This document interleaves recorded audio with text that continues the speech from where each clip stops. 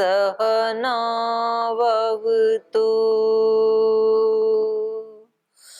सहनौ भुनक्तु सह वीर्यं करवावहै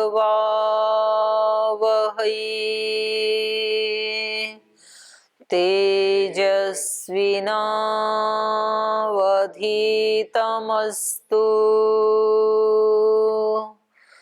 मा विद्विषावहै। ॐ व्रतानां व्रतपते व्रतं चरिष्यामि तच्छकेयं तन्मे राध्यताम्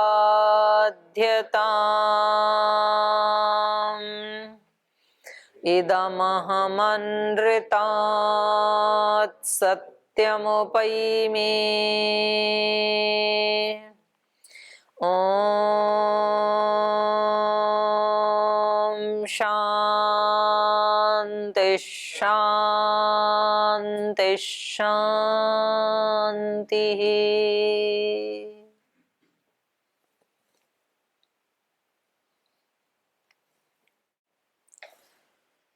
पिछली कक्षा में हमने कल पढ़ा था, महर्षि दयानंद कहते हैं कि जो व्यवहार काल के देवता हैं तो उपासना काल में उनकी उपासना नहीं करनी चाहिए। व्यवहार काल में तो उनको आदर सम्मान गौरव देना चाहिए, उनकी पूजा करनी चाहिए, लेकिन जहाँ तक उपासना का विषय है तो उपासना तो केवल एक परमेश्वर की ही करनी चाहिए।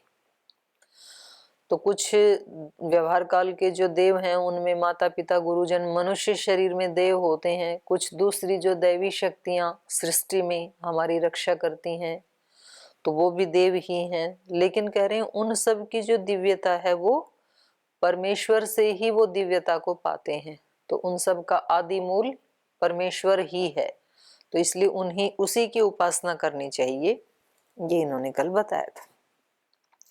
आगे कह रहे हैं अत्र अन्यतपि प्रमाणम, इस विषय में वेद के भी प्रमाण है। ये तो निरुक्त का प्रमाण दिया था इन्होंने कल, तो अब ये कह रहे हैं वेद का भी प्रमाण है। इसमें ऋग्वेद का मंत्र है, ये त्रिंशति त्रयस्परो देवासो बर्हिरासदन विदन्नः द्वितासनन। और दूसरा यजुर्वेद का मंत्र है, त्रयः त्रिंशतः स्तुवतः भूयान्य शाम्यन प्रजापति ही परमेष्ठ्य अधिपतिरासीत।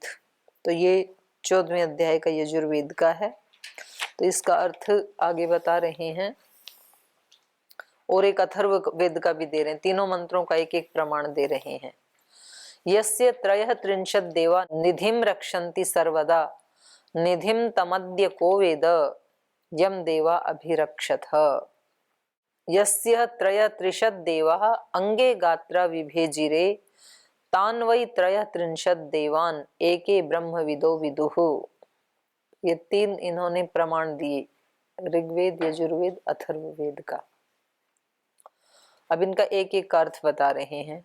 स होवाच महिमान एव एषाम एते त्रयः त्रिंशत् एव देवा इति। तो वहां पर कोई प्रसंग चला, किसी ने पूछा कि देव कितने होते हैं, तो स होवाच उत्तर देने वाले ने कहा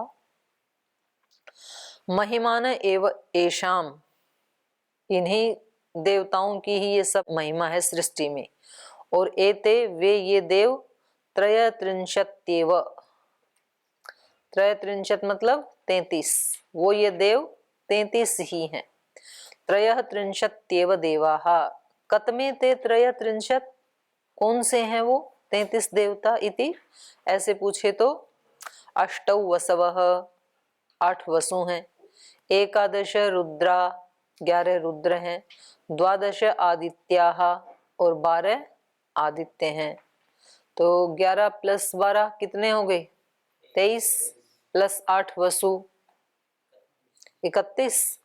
और आगे बता रहे हैं एकादश रुद्रा द्वादश आदित्याः ते एकत्रिंशत् इंद्रश्चैव प्रजापतिश्च, और 32वां हो गया इंद्र और 33वां प्रजापति।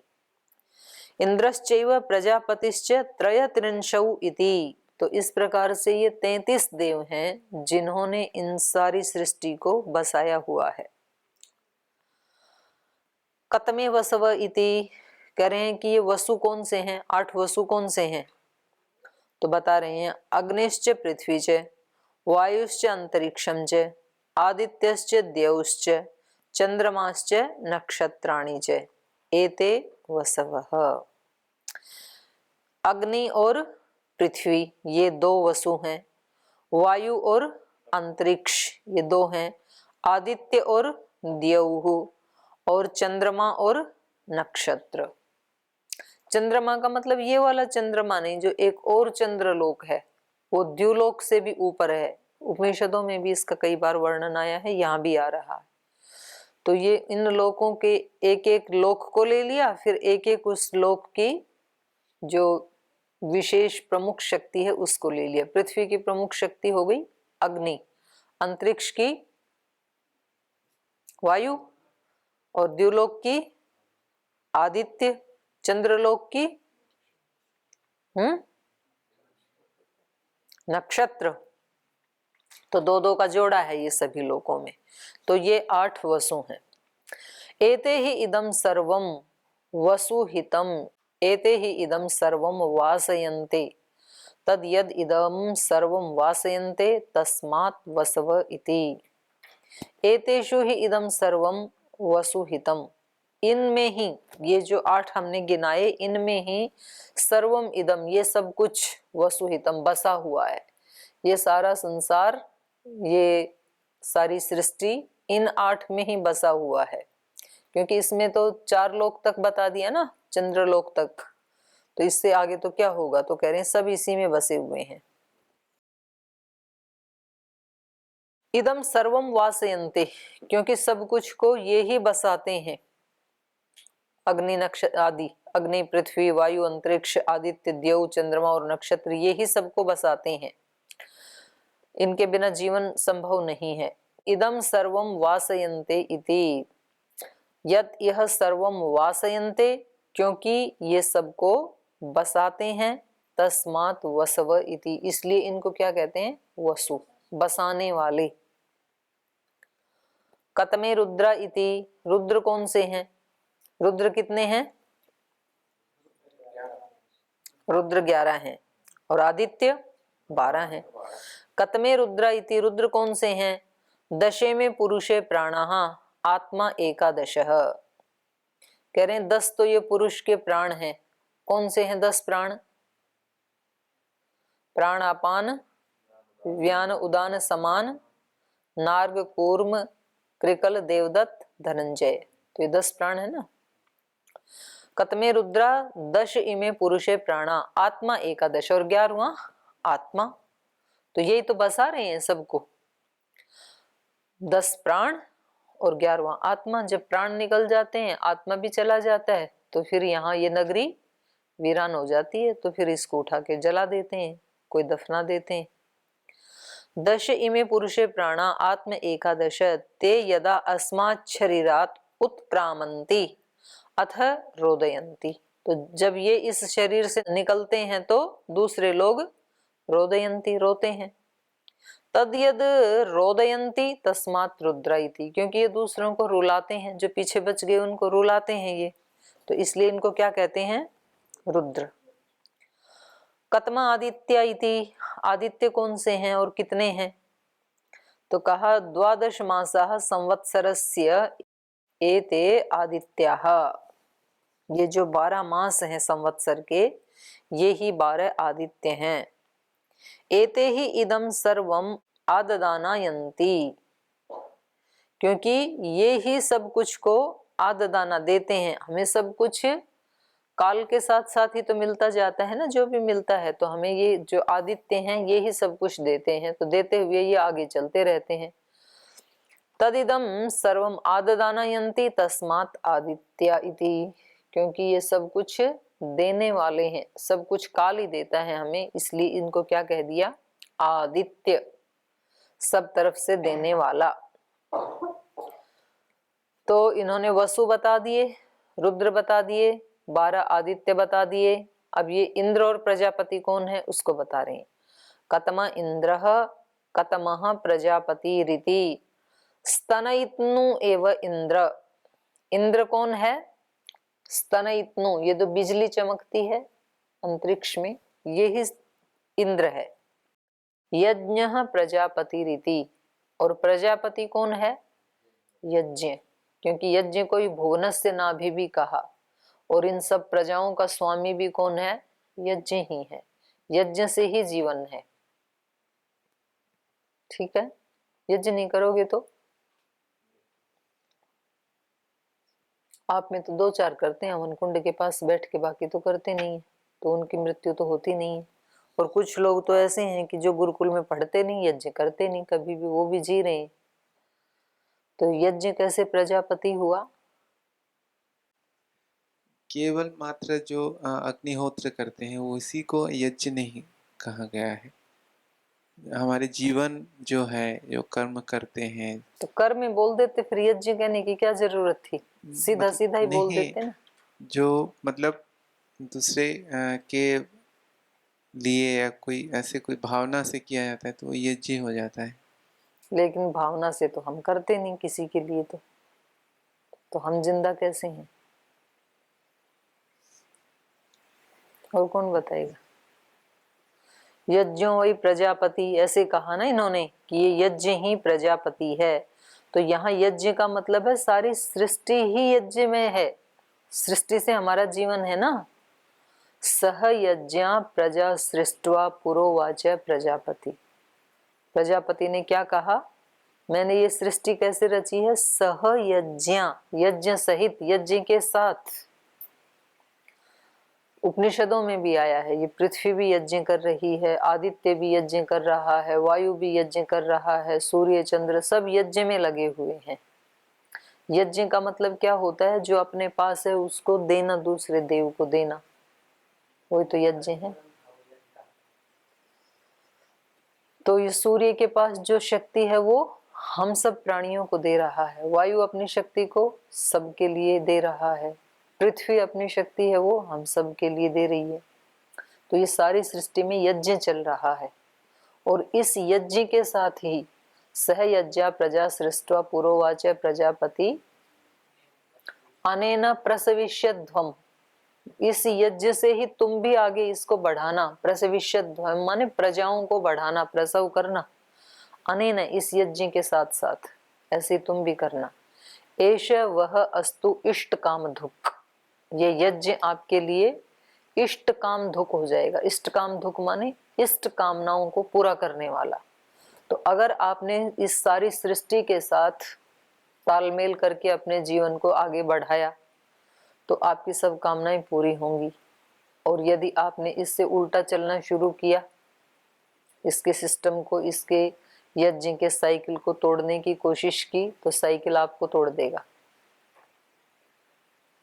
तो इस तरह से ये सारी सृष्टि यज्ञमय है। यज्ञ एवं भुवनस्य नाभि, नाभि जो कहा ना, सेंटर। इस सारे यज्ञ को देख करके हम मनुष्यों ने यज्ञ करना सीखा है। तो हमारे पास जो भी नया अन्न आता है हर फसल के ऊपर, तो उस समय ये विधान किया हमारे ऋषियों ने कि यज्ञ करके यज्ञ शेष खाना। और जो भी आपके पास सामर्थ्य है उसको दूसरे के लिए, दूसरे की खुशी के लिए, दूसरे के सुख के लिए उसको प्रयोग करना। तब आपके कर्म यज्ञ बनेंगे। और वो करते हुए भावना रखना, इदन्न मम।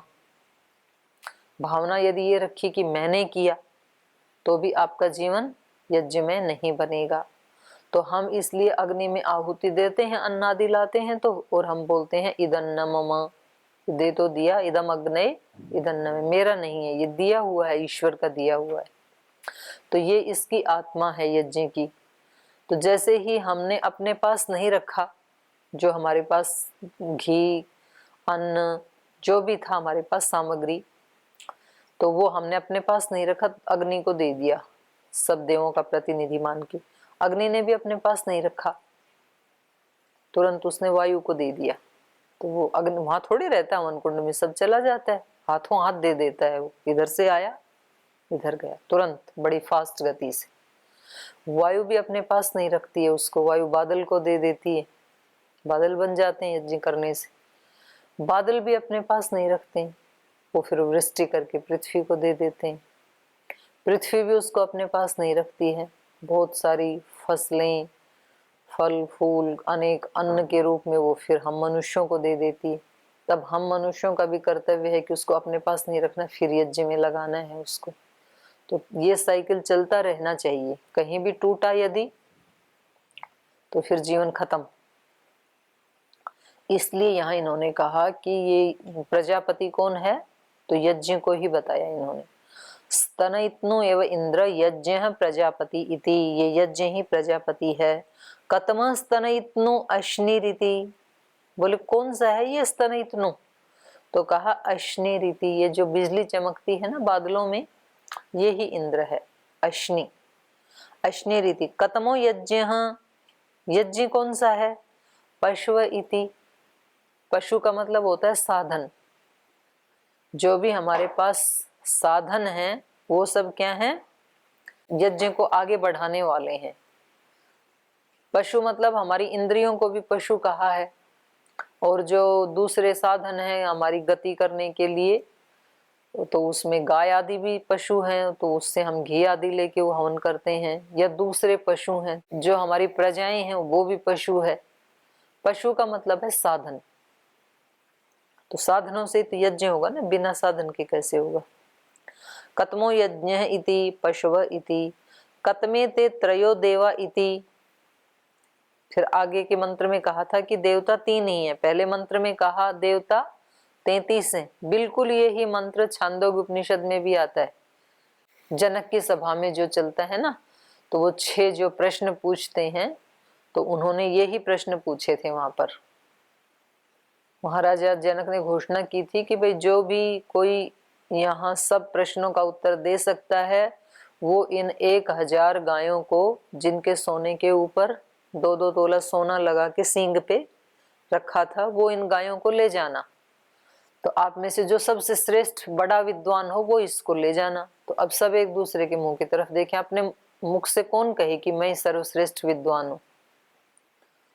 तो याज्ञवल्क्य जी ने अपने शिष्य से कहा, भाई गायों को हाँक लो, आश्रम में ले चलो। तो फिर सब टूट पड़े, बोला अच्छा तू ज्यादा विद्वान समझता है अपने आप को। तो बोले नहीं, आप लोगों ने किसी ने भी इनको हाँका नहीं, बहुत देर से अनाउंस हो चुका, और हमें तो आश्रम में दूध पीने के लिए गाय चाहिए थी, इसलिए हाँक ली हमने। हमारे पास ब्रह्मचारी बहुत ज्यादा है, गायों की आवश्यकता थी, आपने हाँका नहीं। बोले ऐसे नहीं हाँक सकते, पहले प्रश्नों के उत्तर दो, आप यहाँ शास्त्रार्थ करो उसके बाद। तो मतलब वो इतने विनम्र था, ये नहीं कहा कि हाँ भाई आ जाओ मैदान में, ऐसे नहीं कहा। उत्तर देने का भी एक तरीका होता है ना। बोले नहीं, गायों की आवश्यकता थी। तो उन लोगों को बहुत बुरा लगा जो विद्वान थे। विद्वानों में प्राय अपनी विद्या का अहम होता है, और कोई दूसरा टक्कर का आ जाए बड़ी परेशानी होती है फिर। तो उन्होंने बड़े जल भुन भुन के प्रश्न पूछे, वहां पर यही शब्द किया है विदग्ध। विदग्ध नाम का एक व्यक्ति था, तो पता नहीं उसका नाम विदग्ध था कि वो अंदर से विदग्ध हो रहा था, भगवान जाने, विशेष दग्ध। तो उन्होंने ये प्रश्न पूछा था कि बताओ देव कितने हैं, तो उन्होंने कहा 33। फिर दोबारा बोले बताओ देव कितने हैं, बोले 3। फिर दोबारा यही पूछा, बताओ देव कितने हैं, बोले 1। तो ऐसे ही यहाँ भी बिल्कुल वही प्रसंग है।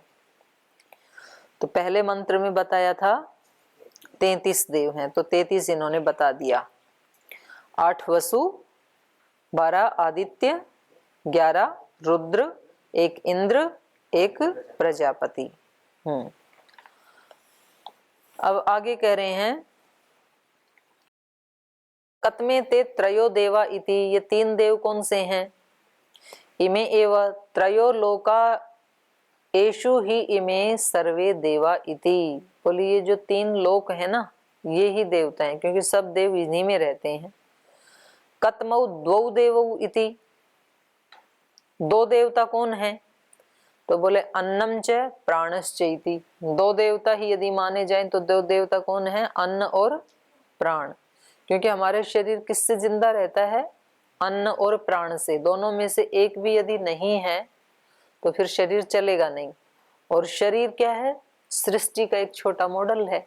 सब शरीरों को मिला करके ही तो सृष्टि बनी है ना। तो सृष्टि और कुछ भी नहीं है, सब प्राणियों के शरीरों का एक समूह है। तो इसलिए इन्होंने कहा कि ये दो देवता कौन से हैं? तो इन्होंने कहा एक अन्न है, दूसरा प्राण है। कतमो अध्यर्ध इति, ये अध्यर्ध क्या है? वहां पर एक ये शब्द भी आता है अध्यर्ध। योयम पवत इति, ये जो पवित्र करता है बहते हुए, ये ही क्या है? अध्यर्ध। पवता मतलब पुण्य पवने, पवित्र करता है, बहता है, अर्थात वायु, पवन, इसीलिए उसको पवन कहते हैं। पुण्य पवने धातु से बना ना। तो कोई भी चीज जब सड़ जाती है, उसमें स्मेल हो जाती है, कोई अनाज आदि, तो क्या करते हैं? उसको बाहर डाल देते हैं हवा में, कि इसमें से हवा निकल जाएगी। कोई वस्त्र अलमारी में होते हैं, आपके सर्दी के वस्त्र, और अभी अभी आपने निकाले कि अब गर्म वस्त्र पहनने शुरू करेंगे, तो क्या करते हैं? पहले उसको धूप में या हवा में डाल देते हैं कि इसमें से हवा निकल जाएगी, स्मेल निकल जाएगी जो इतने दिन से बंद था। तो इसको कहा योयम पवते इति, इसको अध्यर्थ देव कहा। तदाहु यदयम एको एव पवत अथ कथम अध्यर्थ इति। अध्यर्थ का अर्थ होता है डेढ़, 1.5। तो कहा ये तो एक ही है देवता, तो ये जो बहता है, तो इसको अध्यर्थ ये संज्ञा क्यों दी? यदयम एक एव पवते अथ कथम अध्यर्थ इति, यदस्मिन् इदं सर्वम् अध्याध्नोते तेन अध्यर्थ इति। कह रहे हैं डेढ़ नहीं है, इसका मतलब यह है यद अस्मिन इदम सर्वम, जिसमें ये सब कुछ, अध्याध्नोते, अध्याध्नोते माने धारण होता है और वृद्धि को प्राप्त होता है, तेन अध्यर्थ इति, इसलिए इसको अध्यर्थ कहते हैं, क्योंकि इस वायु ने ही तो सबको धारण किया हुआ है और इस वायु ने ही सबको वृद्धि की तरफ अग्रसर किया हुआ है। बढ़ते भी सब इसी से ही है, क्योंकि जीवन होगा तो वृद्धि होगी, जीवन समाप्त तो वृद्धि भी समाप्त। तो इसलिए इसको अध्यर्थ कहते हैं। इसमें दो गुण हैं, धारण करने का, बढ़ाने का। इति कतमो एको देव इति, तो कह रहे हैं वो एक देव कौन सा है? स ब्रह्म इति, स ब्रह्म इति आदित्याचक्षते। कह रहे हैं वो एक देव तो ब्रह्म ही है, और उसको हम क्या कहते हैं? आदित्य। आदित्य माने अदिति का पुत्र, और अदिति मतलब दो अवखंडने, और न अवखंडने, दो अवखंडने से तो द्वितीय शब्द बनेगा, जिसका खंडन किया जा सकता है, जिसको तोड़ा जा सकता है, और जिसको तोड़ा नहीं जा सकता है वो अदिति। तो इसलिए ईश्वर को, ब्रह्म को अदिति कहते हैं, क्योंकि उसको खंडित नहीं किया जा सकता। और यहाँ जब सृष्टि में देखेंगे हम ब्रह्मांड की दृष्टि से, तो वो आदित्य है। एक देवता कौन है? आदित्य। आदित्य से ही तो ये सारी हमारी पृथ्वी जिंदा है। सूर्य यदि नहीं है तो पृथ्वी का भी अस्तित्व नहीं है, क्योंकि सूर्य से ही चंद्रमा का अस्तित्व है, और सूर्य चंद्रमा दोनों से ही पृथ्वी का अस्तित्व है। पहले पूछा तीन कौन से हैं, तो बोले तीनों लोग ही तीन देव हैं। फिर बोले दो कौन से हैं, तो बोले अन्न और प्राण है। फिर अध्यर्थ कौन है, डेढ़ कौन है, तो बोले वायु। फिर बोले एक कौन है, एक देवता, तो वो ब्रह्म है, और इस सृष्टि में वो आदित्य है, उसी से चल रही है ये। अथ येषाम् अर्थः, अब अगले मंत्र का अर्थ बता रहे हैं, इनका अर्थ बता रहे हैं। वेद मंत्राणाम एव अर्थः ब्राह्मण ग्रंथेषु प्रकाशितः इति द्रष्टव्यम। कह रहे हैं ये जो वेद मंत्र हैं, वेद मंत्राणाम एव अर्थः, वेद मंत्रों का ये जो अर्थ है, ये ब्राह्मण ग्रंथेषु प्रकाशित है, ब्राह्मण ग्रंथों में भी इसको प्रकाशित किया गया है, वहां भी द्रष्टव्यम, वहां भी देख सकते हैं। साकल्यम प्रति याज्ञवल्क्य उक्ति ही, और ये प्रश्न विदग्ध ने नहीं, साकल्य ने पूछा था। तो कह रहे हैं उपनिषद में शाकल्यम प्रति याज्ञवल्क्य उक्ति, याज्ञवल्क ने भी बताया है यही, वहां पर छांदोग्य उपनिषद में शाकल्य के पूछे जाने पर याज्ञवल्क्य की भी उक्ति है यही। और त्रयत्रिंशत् एव देवाः सन्ति, 33 ही देवता हैं। तो कई बार आपने ऐसे सुना होगा ना लोक व्यवहार में 33 कोटि देवी देवता, तो वहां कोटि का अर्थ कभी करोड़ कर देते हैं, क्योंकि कोटि शब्द के दो अर्थ होते हैं। कोटि शब्द का अर्थ करोड़ भी होता है और कोटि का अर्थ प्रकार भी होता है। तो वहां पर करोड़ अर्थ नहीं है, 33 कोटि जब बोलते हैं तो अर्थ क्या है, 33 प्रकार के हैं। तो ऐसे बोलते हैं ना, भैया कपड़ा तो बहुत बेहतरीन कोटि का है, ये व्यक्ति बहुत उच्च कोटि का है। तो कोटि का मतलब वहां क्या होता है, करोड़ नहीं, प्रकार, ऊंचे प्रकार का है ये। तो ऐसे ही यहाँ पर 33 कोटि का मतलब है 33 प्रकार। तो 33 प्रकार के देवता वो ये कह रहे हैं। अथ येषाम् अर्थः वेद मंत्राणामेव अर्थः ब्राह्मण ग्रंथेषु प्रकाशित इति द्रष्टव्यम्। शाकल्यं प्रति याज्ञवल्क्योक्तिः 33 एव देवाः सन्ति, 33 ही देवता हैं। 8 वसवः, 11 रुद्राः, 12 आदित्या, इंद्र प्रजापतिश्च इति। तत्र वसवः अग्नि पृथ्वी वायु अंतरिक्षम आदित्य द्यौः चंद्रमा नक्षत्राणि च। एतेषाम् अष्टानां वसु संज्ञा कृता अस्ति, इन 8 की वसु संज्ञा की गई है। आदित्यः सूर्यलोकः, आदित्य का मतलब यहाँ किया है सूर्यलोक। तस्य प्रकाशो अस्ति, और उसका जो प्रकाश है सूर्य का, द्यौः सूर्य सन्निधौ पृथिव्यादिषु, तो उसकी सन्निधि में रहने वाले प्रकाश उसका कहाँ कहाँ रहता है, सूर्य का, द्युलोक में। सूर्य सन्निधौ, सूर्य की सन्निधि में द्युलोक में रहता है, और पृथ्वी आदिषु, और पृथ्वी आदि पे भी उसका प्रकाश रहता है। अग्निलोको अस्ति अग्निरेव, तो जो अग्निलोक है उसमें अग्नि ही रहता है। कुतः एते वसव इति, इनको वसु क्यों कहा जाता है तीनों लोकों को। यद यद अस्मात् एतेषु अष्टसु एव इदं सर्वं संपूर्णं वस्तु जातम हितम धृतम अस्ति। इनको वसु क्यों कहा जाता है 8 को। कुत एते वसव इति, इनको वसु क्यों कहा जाता है। यस्मात् एतेषु अष्टसु एव, क्योंकि इन 8 में ही इदम सर्वम संपूर्णम, ये सारा संपूर्ण जगत, वसु माने जो वस्तु जातम, वस्तु मात्र इन 8 में ही रहती है, क्योंकि इसके अतिरिक्त तो कोई स्थान ही नहीं बचा ना। तो कहा वस्तु मात्र, क्योंकि इधर इनमें ही बसती है, रहती है, इसलिए वस्तु जातम हितम धृतम अस्ति। जात मात्र जो वस्तु है उसको ये धारण करते हैं, इसलिए उसको वसु कहते हैं।